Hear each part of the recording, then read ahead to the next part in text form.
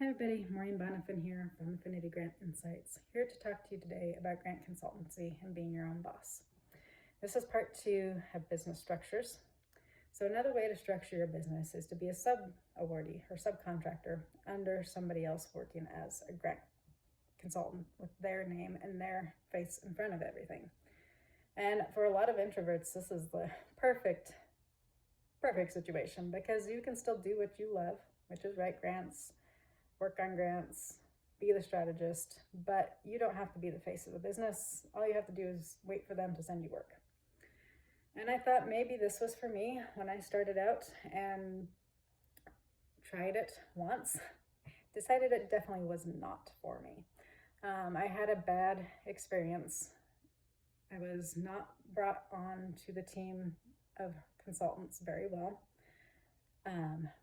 I kept asking for expectations to be set, for a set price for how much work I was supposed to do. And I just kept getting that this was a flexible team, that we want to be inclusive, that we want to work together. That all sounds great. But they didn't give me parameters or guidelines about what I was supposed to do. And so ultimately I charged more than what they wanted me to charge because they didn't tell me how much they wanted to charge. And we didn't have a full-on contract. We had an NDA in place. We didn't have a contract with actual guidelines about what we were going to charge, about what we were doing. It was kind of a let's be collegiate and work together thing, which on the surface seems great. So don't do what I did and take that on thinking that was a great situation. Instead, have very clear guidelines, very clear expectations set up front so that you know what you need to do and know what the expectations are of you as a sub-awardee, subcontractor. Be very clear with how you like to work, with how they like to work, and I was very clear with them about those pieces, and it did work out. The actual working together on a grant was great.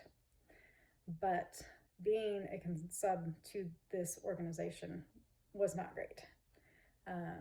And again, one of the reasons I wanted to be my own boss is to be my own boss and not be beholden to somebody else. And if you're somebody like that, being a sub-awardee, being a subcontractor may not be for you.